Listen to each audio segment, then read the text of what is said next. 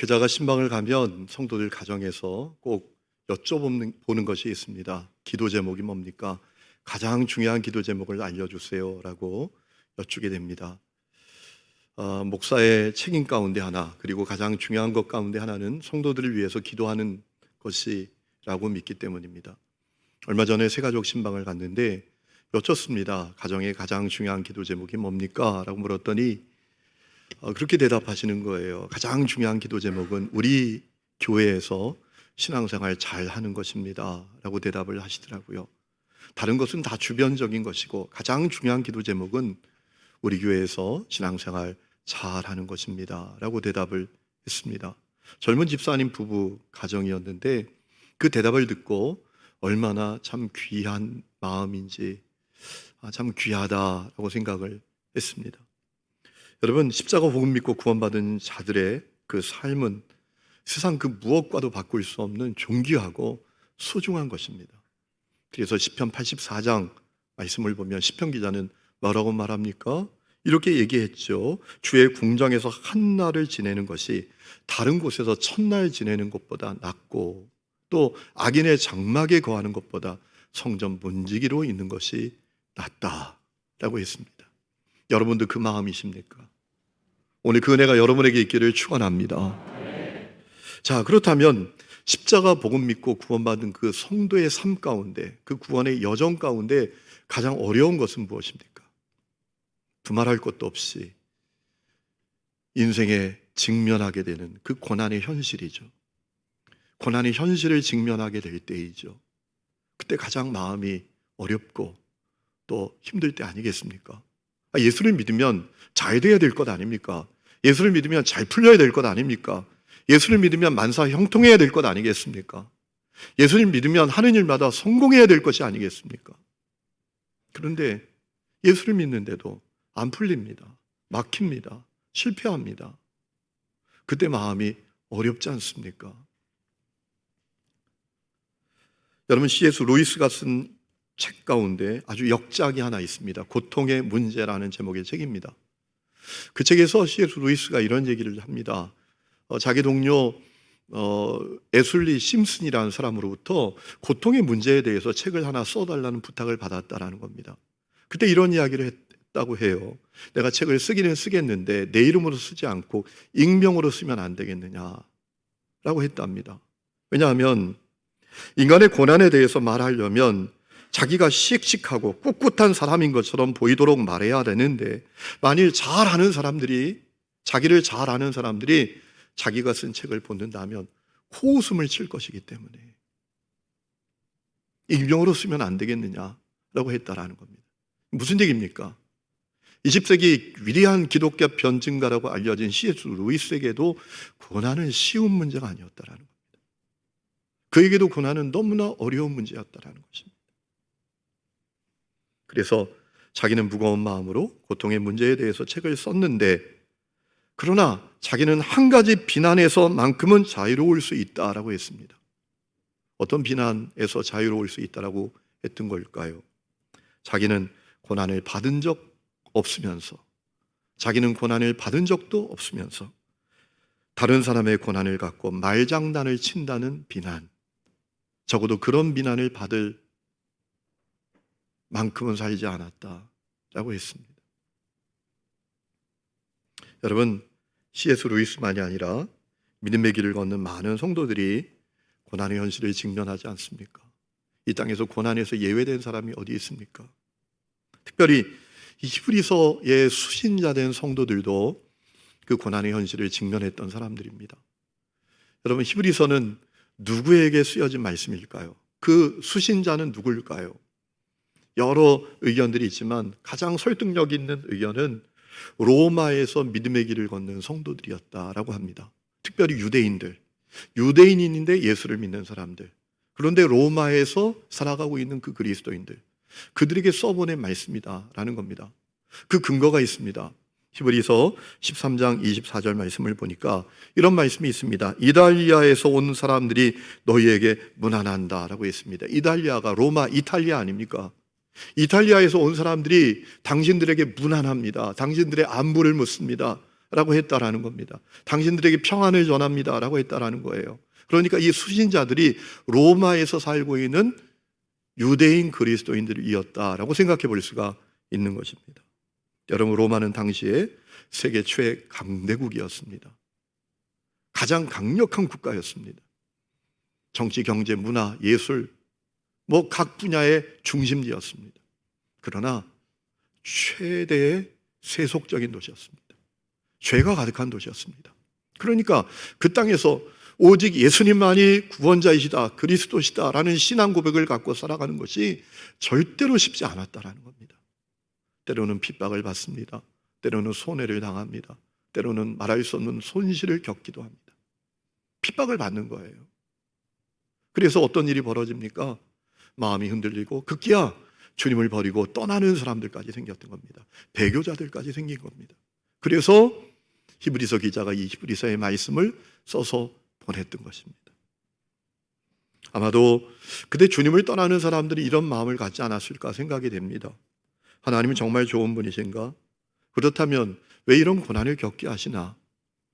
하나님은 정말 좋지 않으신 분이 아닌가? 아니면 혹시라도 좋은 분이라고 할지라도 하나님은 능력이 없는 것이 아닌가? 이런 마음을 갖지 않았을까 싶어요. 여러분, 물론 인간이 겪는 고난의 5분의 4는 전적으로 타락한 인간의 악함에서 나옵니다. 제 얘기가 아니라 C.S. 루이스가 고통의 문제라는 책에서 한 얘기입니다. 인간이 겪는 고통의 80%가 인간의 악함으로부터 나온다고요. 고문, 채찍, 노예, 감옥, 칼, 총, 폭탄을 만든 이는 하나님이 아니라 사람이라는 겁니다. 스트레스, 가난, 과로, 상처, 공격은 전적으로 타락한 인간의 어리석음과 탐욕으로 인해서 생긴 것이다 라는 거예요. 하지만 그럼에도 불구하고 인간이 설명할 수 없는, 인간의 탓으로 돌릴 수 없는 고난이 있지 않습니까? 그리고 이런 생각도 할 수 있잖아요. 하나님이 어리석은 인간들이 고통을 만들어낸다 할지라도 왜 그것을 허용하시냔 말이에요. 막대 먹은 사람이 이웃을 괴롭힙니다. 공격합니다. 해롭게 합니다. 그런데 왜 그것을 허용하시냔 말이에요. 오늘도 고난의 현실 속에서 그와 같은 질문들을 가진 사람들이 많습니다. 그때도 지금도 구원받은 그리스도인들에게도 엄연한 현실이 고난일 때가 많기 때문입니다.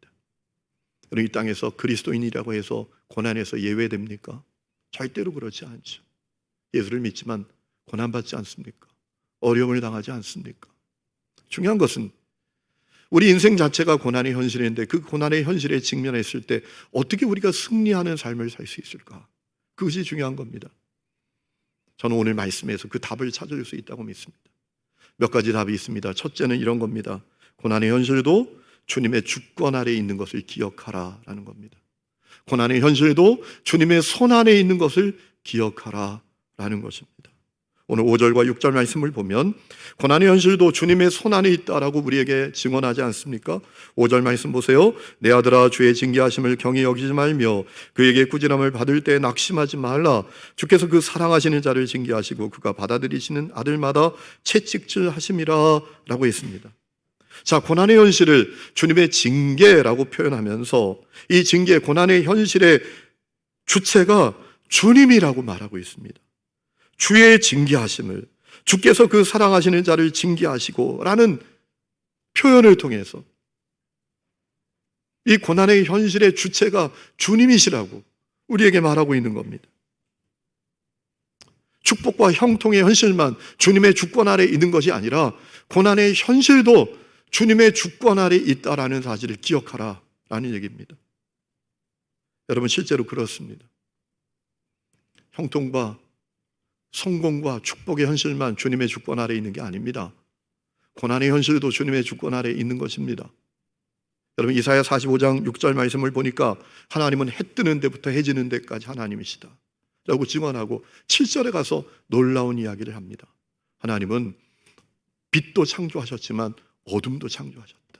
하나님은 샬롬도 창조하셨지만 환난도 창조하셨다 라는 거예요. 이사야 45장 6절에 이렇게 되어 있습니다. 해 뜨는 곳에서든지 지는 곳에서든지 나밖에 다른 이가 없는 줄을 알게 하리라. 나는 여호와라, 다른 이가 없느니라. 그리고 7절에 이렇게 말합니다. 나는 빛도 짓고 어둠도 창조하며 나는 평안도 짓고 환난도 창조하나니 나는 여호와라, 이 모든 일들을 행하는 자니라 하였노라. 여러분, 하나님은 형통과 성공만 주관하시는 게 아닙니다. 고난도 주관하십니다. 우리가 이 사실을 바로 하는 것이 대단히 중요합니다. 왜 그럴까요? 우리 하나님은 좋은 분이시기 때문입니다. 우리 하나님 인자와 사랑이 끝이 없는 분이시기 때문입니다. 우리 하나님은 실수하지 않는 분이시기 때문입니다. 그래서 우리에게 고난의 현실을 허용하시면서 우리를 절대로 거꾸로 들이시지 않습니다. 우리를 죽게 하시지 않습니다. 망하게 하시지 않습니다. 여러분, 우리가 이 사실을 알아야 돼요. 요셉을 생각해 보시면 됩니다.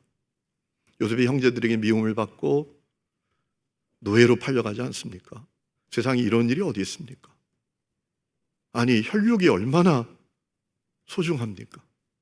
그런데 미움과 시기 때문에 자기 동생을 노예로 팔아버렸어요. 누명 쓰고 감옥에 또 갑니다. 감옥에서 사람들에게 이용만 당하고 배신만 당합니다. 여러분, 그래서 요셉이 끝냈습니까? 요셉 인생이 끝장났습니까? 그렇지 않죠. 하나님 그를 우뚝 세우셨습니다. 그래서 그 형제들을 만나서 창세기 50장을 보면 이렇게 고백하지 않습니까? 당신들은 나를 해하려 했지만 하나님은 그것을 선으로 바꾸사 오늘과 같이 많은 백성의 생명을 구원하게 하셨다고. 여러분, 분명히 기억하십시오. 고난의 현실도 주님의 주권 아래 있습니다. 그런데 우리 주님은 좋은 분이십니다. 인자와 사랑이 끝이 없는 분이십니다. 실수하지 않는 분이십니다. 여러분, 이 깨달음이 여러분에게 있기를 주의 이름으로 축원합니다. 두 번째는 고난의 현실에 이유가 있는 것을 기억해야 합니다. 오늘 말씀 10절과 11절 말씀을 보니까 유대서 기자는 우리가 직면하는 이 고난의 현실이 그저 우리가 재수가 없고 사람 잘못 만나고 어쩌다가 직면한 현실이 아니라 이유가 있기 때문이라고 우리에게 증언하고 있습니다. 오늘 10절 말씀 보세요. 오직 하나님은 우리의 유익을 위하여 그의 거룩하심에 참여하게 하시느니라. 무릇 징계가 당시에는 즐거워 보이지 않고 슬퍼 보이나 후에 그로 말미암아 연단받은 자들은 의와 평강의 열매를 맺느니라 라고 했습니다. 우리에게 유익함을 주시기 위해서, 우리를 주님의 거룩함에 참여하시기 위해서, 우리 삶에 의의 열매, 평강의 열매를 가득하게 맺으시기 위해서 고난을 주신다라는 겁니다. 여러분, 이 세상에 이유 없는 고난은 없습니다. 고난에 다 이유가 있습니다. 살아가면서 마음이 어려울 때가 언제죠? 누구보다도 선하고, 누구보다도 정직하고, 누구보다도 열심히 살고, 누구보다도 큰 욕심 없이 소박한 마음으로 소박한 행복을 꿈꾸며 살아가는 사람이 너무나 안타까운 고난을 겪을 때 아닙니까? 그런 마음이 들죠. 하나님 왜 이러시는 거예요 도대체? 저 사기꾼, 저 입만 열면 거짓말하는 사람, 남의 등만 치는 저 인간은 쌩쌩하고 누구보다도 저렇게 솔직하고 정직하고 선하고 소박한 행복을 꿈꾸면서 뭐 대단한 것을 바라는 것도 아니고 소박한 행복을 꿈꾸면서 살아가는 저를 저렇게 어렵게 하시나. 그래서 우리 마음이 어려울 때가 있잖아요. 여러분, 왜 그럴까요? 하나님이. C.S. 루이스가 고통의 문제에서 아주 놀라운 이야기를 하나 합니다.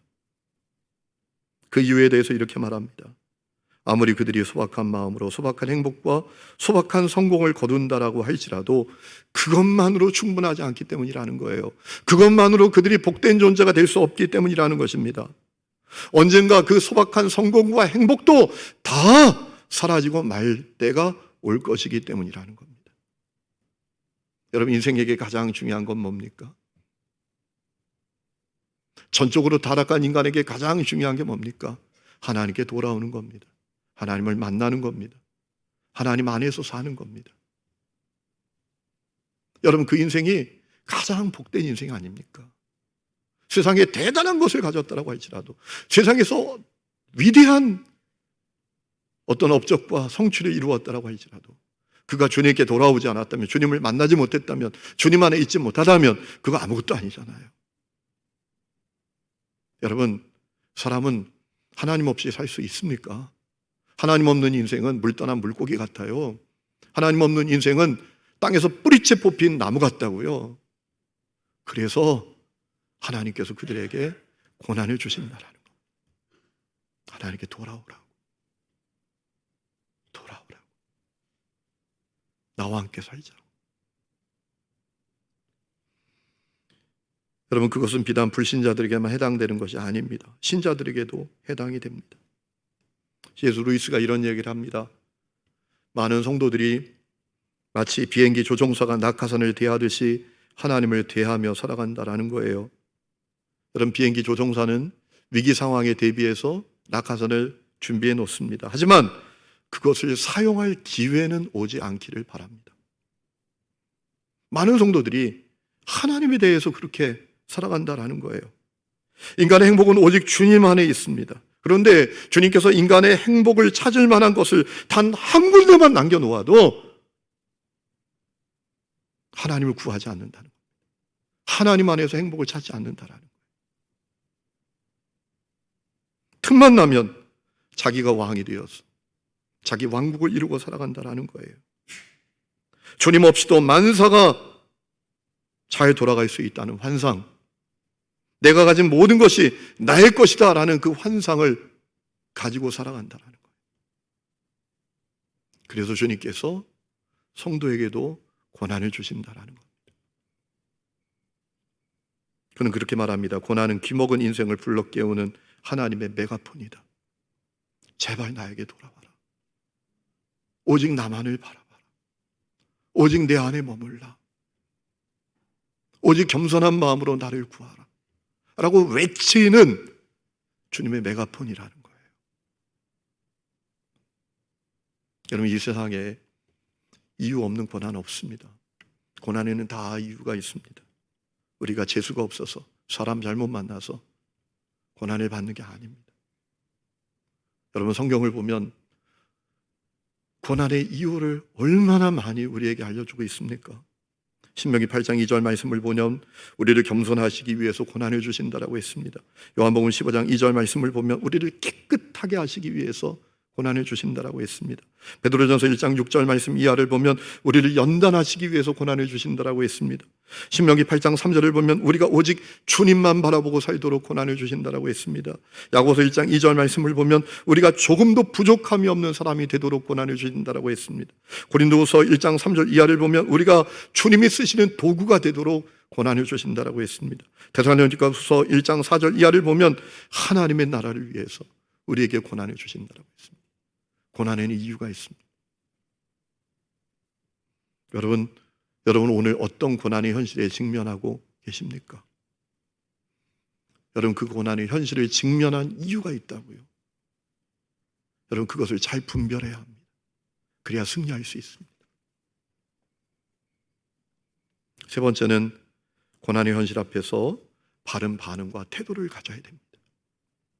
여러분, 똑같은 현실도 어떤 태도를 갖는가, 어떻게 반응하는가에 따라서 결과도 달라지고 미래도 달라지지 않습니까?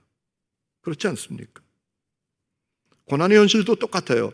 똑같은 고난의 현실을 직면했어도 어떻게 반응하는가, 어떤 태도를 갖는가에 따라서 완전히 달라집니다. 오늘 9절 말씀 보면 뭐라고 했습니까? 이렇게 말합니다. 우리가 세번역 성경으로 제가 띄워드렸습니다. 우리가 육신의 아버지도 훈육자로 모시고 공경하거든 하물며 영들의 아버지께 복종하고 살아야 한다는 것은 더욱더 당연한 일이 아니겠습니까? 이 말씀의 의미는 뭡니까? 고난의 현실에 직면했을 때 바른 반응, 태도를 가지라라는 거예요. 아버지가 자녀를 사랑합니다. 그래서 그에게 징계합니다. 그에게 고난을 줍니다. 그때 이렇게 반응하면 안 되지 않습니까? 아버지는 잘했어요? 아버지가 나한테 해준 게 뭐예요? 이러면 끝나는 겁니다. 그처럼 고난의 현실을 직면했을 때 바른 반응과 태도를 가져야 된다는 겁니다. 여러분, 이스라엘 성들이 왜 다 광야에서 죽고 끝났습니까? 출애굽한 1세대가 가나안 땅에 못 가고 다 가나안에서 가지 못하고 광야에서 죽고 말았잖아요. 그 이유가 뭡니까? 고난의 현실 앞에서 바른 반응과 태도를 갖지 못했습니다. 출애굽했습니다. 가나안 땅을 향해 갑니다. 쉽게 가지 않습니다. 고난이 첩첩이 있습니다. 때로는 물이 없습니다. 때로는 먹을 게 없습니다. 때로는 대적 앞에 섭니다. 때로는 뜨거운 태양 앞에 돌고 돕니다. 그때 어떻게 합니까? 왜 우리를 여기로 끌고 왔습니까? 왜 우리를 여기서 죽게 만듭니까? 하나님께 대적하잖아요. 하나님께 항변하잖아요. 바른 태도와 반응을 갖지 못해서 그들은 광야에서 죽고 말았지 않습니까? 오늘도 똑같습니다. 우리가 고난의 현실을 직면했을 때 바른 반응과 태도를 가져야 됩니다. 그럼 어떤 반응과 태도를 가져야 됩니까? 절대로 당황하지 말아야 합니다. 여러분, 베드로전서 4장 12절에 사랑하는 자들아 너희를 연단하려고 오는 불시험을 이상한 일 당하는 것 같이 이상히 여기지 말아라 라고 했습니다. 고난의 현실에 직면했을 때 이상히 여기지 말아라, 당황하지 말라라는 거예요. 여기서 이상히 여기다라는 표현은 히라보로 크세노스라는 단어인데, 여러분 이 원문을 보면 어떤 의미를 갖고 있는가 하면 외국에 떨어진 이런 의미예요. 여러분 생각해 보세요. 여러분이 한 번도 가본 적 없는 외국에 혼자 뚝 떨어졌어요. 얼마나 당황스러울까요? 얼마나 낯설까요? 얼마나 두려울까요? 여러분, 고난을 만났을 때, 고난의 현실을 직면했을 때 그런 마음 갖지 말라는 거예요. 왜? 여러분, 상황에 관계없이 주님은 나와 함께 하십니다. 아멘이시죠? 그러므로 이상히 여기지 말아라, 당황하지 말아라 라는 겁니다. 그리고 그럼에도 불구하고 감사해야 한다라는 겁니다. 여러분, 고난을 통해서 내가 알지 못하는 주님의 놀라운 계획과 뜻이 이루어집니다. 에베소 5장 20절에 그래서 범사의 우리 주 예수 그리스도의 이름으로 항상 아버지 하나님께 감사하라고 했습니다. 범사의라는 그 말씀 속에는 고난의 현실을 직면했을 때도 포함되지 않습니까? 여러분, 요셉을 생각해 보세요. 요셉이 노예로 팔려갈 때 자신이 가문을 구원할 줄 꿈이라도 생각이나 했겠습니까? 자기가 애굽의 총리가 될 줄 꿈이나 생각했겠습니까? 그리고 기도해야 합니다. 여러분, 야고보서 5장 13절에 말씀하셨어요. 너희 중에 고난당하는 자가 있느냐? 그는 기도하라. 기도할 것이라. 여러분, 고난당할 때 기도해야 합니다. 기도하면 답을 얻게 됩니다. 길을 찾게 됩니다. 고난을 넘어설 수 있는 능력도 얻게 됩니다. 지난주에 오셨던 그 장로님 간증 가운데 참 귀한 간증이 있었어요. 이분이 고등학교 1학년 때 예수님 만났습니다. 육군사관학교에 가기로 했습니다. 출세하기 위해서 간 게 아닙니다. 젊은이들 보고 막 군대에 수많은 젊은이들이 건강하면 다 오지 않습니까? 그들에게 복음을 전하기 위해서 육군사관학교에 간 겁니다. 대령이 되었을 때 큰 고난이 왔습니다. 여러분, 그가 15년 동안 하나님 앞에 기도했던 제목이 있습니다. 대위 때 육군사관학교 교관으로 근무할 때 그 훈련대장이 완스타입니다. 새로운 훈련대장이 와서 학교 규정을 바꿔버렸습니다.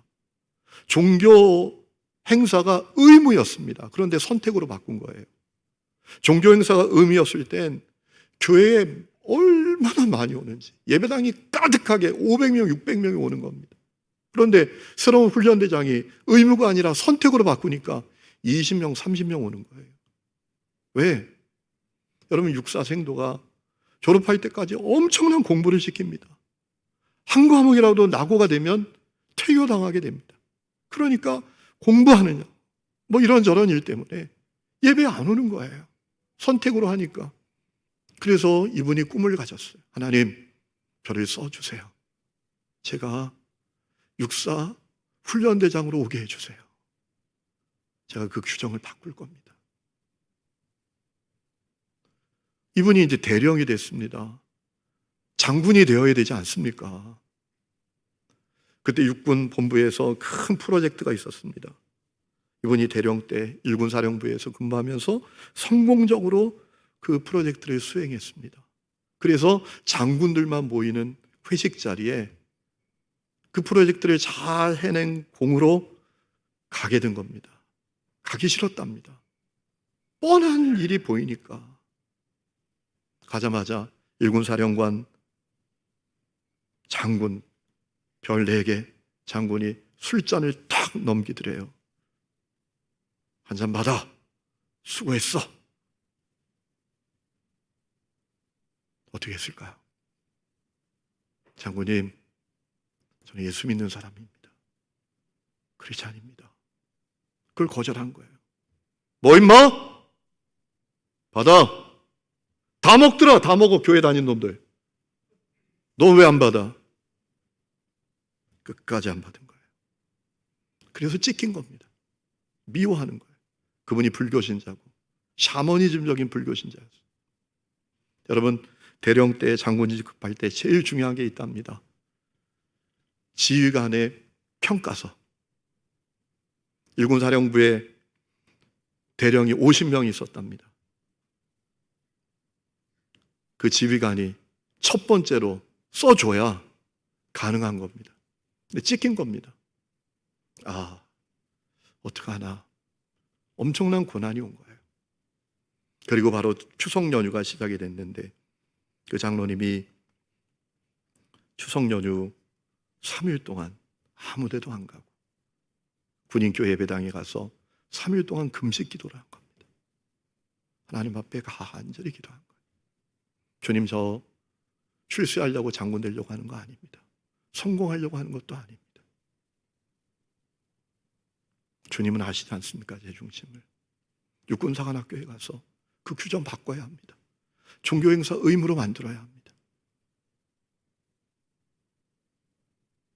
저는 군 복음화를 위해서 군에 오지 않았습니까? 그렇게 기도를 끝냈습니다. 우리 명절이 끝났는데 육군본부에서 명령서가 하나 내려왔습니다. 놀라운 명령서가 내려온 겁니다. 그 해만 장군 진급자 평가하는 데 있어서 지휘관 평가서를 반영하지 않는다 라는 명령이 내려온 겁니다. 그래서 자기를 미워하는 그 지휘관이 자기를 평가하지 못하는 거예요. 지금까지 걸어온 것, 지금까지 행해온 것만으로 평가를 받는 거예요. 그래서 이분이 장군에 진급을 하고, 그리고 또 너무 놀라운 역사로 육군사관학교 훈련대장으로 부임하게 됐다라는 거예요. 여러분, 그래서 성경이 우리에게 말씀하십니다. 너희 중에 고난당하는 자가 있느냐? 그는 기도해라. 더욱이 장차 나타날 영광을 바라보아야 합니다. 로마서 8장 18절에 말씀하셨습니다. 생각하건대 현재의 고난은 장차 우리에게 나타날 영광과 좋게 비교할 수 없도다. 그리고 무엇보다 고난 앞에 바른 반응과 태도를 보인 모델을 쫓아가야 합니다. 여러분, 고난 앞에 최고의 반응과 태도를 보이신 분이 있습니다. 우리 예수님이십니다. 오늘 우리가 읽은 2절, 3절 말씀 보세요. 믿음의 주여 또 온전케 하시는 이 예수를 바라보자. 그는 그 앞에 있는 기쁨을 위하여 십자가를 참으사 부끄러움을 개의치 아니하시더니 하나님 보좌 우편에 앉으셨느니라. 너희가 피곤하여 낙심치 않기 위하여 죄인들이 이같이 자기에게 거역한 일을 참으신 일을 생각하라. 예수님은 고난의 현실을 직면하셨을 때 누구보다도 잘 인내하셨습니다. 참으셨습니다. 꿋꿋하게 그 길을 걸어가셨습니다. 여러분, 예수님이 모델이십니다. 최고의 모델이십니다. 그 예수님을 따라가야 합니다. 마지막은, 네 번째는 고난의 현실에 굴복하지 않으리라는 결심과 의지를 가져야 합니다. 오늘 12절, 13절 말씀 세번역 성경으로 읽어드립니다. 그러므로 여러분은 나른한 손과 힘 빠진 무릎을 일으켜 세우고 똑바로 걸으십시오. 그래서 절름거리는 다리로 하여금 삐지 않게 하고 오히려 낮게 하십시오. 무슨 말씀이에요? 고난에 굴복하지 않으리라, 지지 않으리라 라는 결심과 의지를 가지라는 겁니다. 똑바로 걸으라. 너의 무릎을 너가 일으켜 세우라. 난 끝났어. 난 망했어. 난 여기서 끝이야. 라고 하지 말라라는 겁니다. 고난에 굴복하지 않으리라. 이 고난에 지지 않으리라. 라는 결심과 의지를 가지라는 거예요. 여러분, 고난의 현실에 맞서 싸우는 것은 나 자신입니다. 아무도 고독한 그 고난의 현실이라는 링 위에 올라가서 내 대신 맞설 수 있는 사람은 없습니다. 내가 맞서는 겁니다. 내가 고난의 현실에 직면하는 것입니다. 그러므로 그 고난의 현실에 내가 굴복하지 않으리라, 지지 않으리라 라는 결심과 의지를 가져야 합니다. 여러분, 똑같은 일도 결심과 의지를 분명히 가지는 것하고 가지지 않는 것하고 차원이 다르지 않습니까? 고난의 현실에 직면했습니다. 내가 할 수 있는 게 아무것도 없습니다. 아무런 백도 없습니다. 그래서 멍하고 술만 퍼마시고 멍하고 있는 거하고, 내가 고난의 현실에 직면했을 때 지지 않으리라, 굴복하지 않으리라 라는 결심과 의지를 가지는 것은 다른 열매가 생기게 되는 것입니다. 다니엘을 생각해 보십시오. 우상에게 드렸던 그 음식 먹지 않으리라. 내가 사자굴에 던져져서 죽으면 죽었지 내가 우상에게 절하지 않으리라 라는 결심과 의지를 갖지 않았습니까? 그래서 그 열매가 달라지지 않았습니까? 오늘 우리에게도 그 역사가 일어나야 합니다. 고난의 현실에 지지 않으리라, 굴복하지 않으리라. 이 결심이 우리에게 서야 합니다. 에이, 모르겠다, 될 대로 되라, 이래서는 안 된다라는 겁니다. 여러분, 저에게 확신이 있습니다. 우리는 승리할 수 있다라는 확신입니다. 왜냐하면 주님 때문입니다. 주님이 나와 함께 하시고 주님이 나를 도와주십니다. 그래서 우리는 가장 약하지만, 가장 초라하지만 가장 존귀한 자로, 가장 강한 자로 살 수 있습니다. 바울이 그랬지 않습니까? 바울은 아주 힘든 고난의 현실을 직면했습니다. 육체의 가시라는 고난의 현실입니다. 여러분, 육체의 가시가 어떤 거였을까요? 두 가지 주장이 있죠. 심각한 안질이었다. 매일 그냥 진물을 철철 흘리면서 다니는 거예요, 눈에서. 또는 심각한 간질이었다. 여러분, 간질이 얼마나 무섭습니까? 그냥 넘어지면 거품을 물고 어찌할 줄 모르는 상태가 되는 것 아니겠습니까? 바울이 그런 가시를 갖고 있었다고요. 그래서 얼마나 괴로웠는지 하나님 앞에 3번이나 간절히 간구했다. 여러분, 여기서 간구했다라는 말은 그래서 적당히 기도한 게 아닙니다. 애원했다라는 뜻이에요. 원문을 보면 목숨을 걸고 곡기를 끊고 기도했다라는 겁니다. 그런데 하나님은 육체의 가시를 거두어 가시지 않았습니다. 대신 기도하는 가운데 바울에게 깨달음을 주셨습니다. 자신의 육체의 가시로 인해서 철저하게 하나님만 의지하는 겸손한 사람이 될 수 있다. 그리고 철저하게 하나님만 의지하기 때문에 자기는 약하지만 가장 강한 자로 살 수 있다 라는 깨달음을 갖게 되었습니다. 여러분, 바울이 그 사실을 깨닫고 고난의 현실에 지지 않았습니다. 그는 건강하지 않았지만 아프지 않은 사람으로 살았습니다. 그는 약했지만 강한 자로 살았습니다. 고난의 현실 속에서도 주님으로 말미암아 담대하고 기뻐하는 사람이 되었습니다.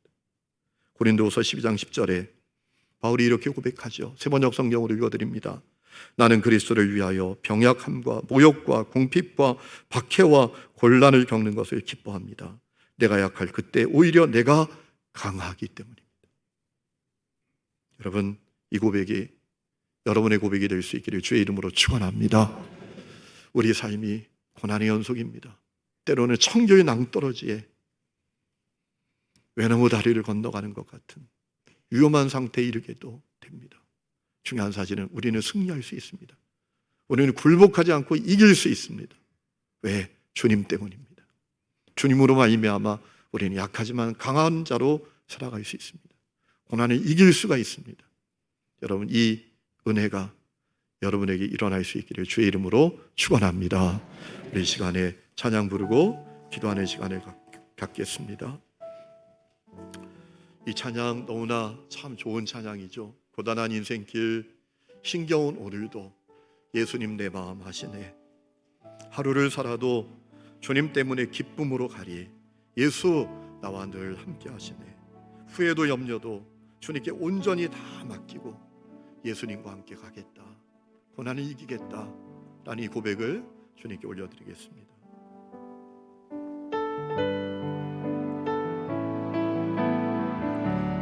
고단한 인생길 고단한 인생길 힘겨운 오늘도 예수 내 마음 아시네.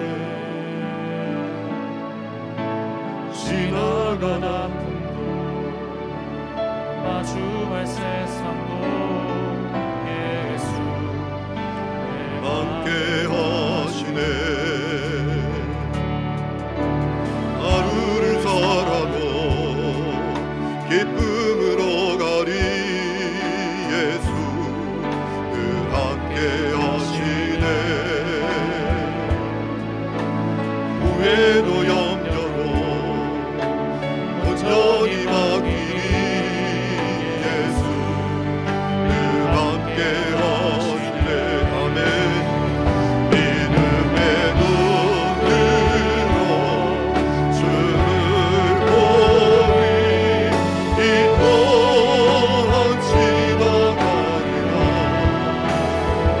주어진 내 삶의 시간 속에 주의 뜻 알게 하소서. 믿음의 눈으로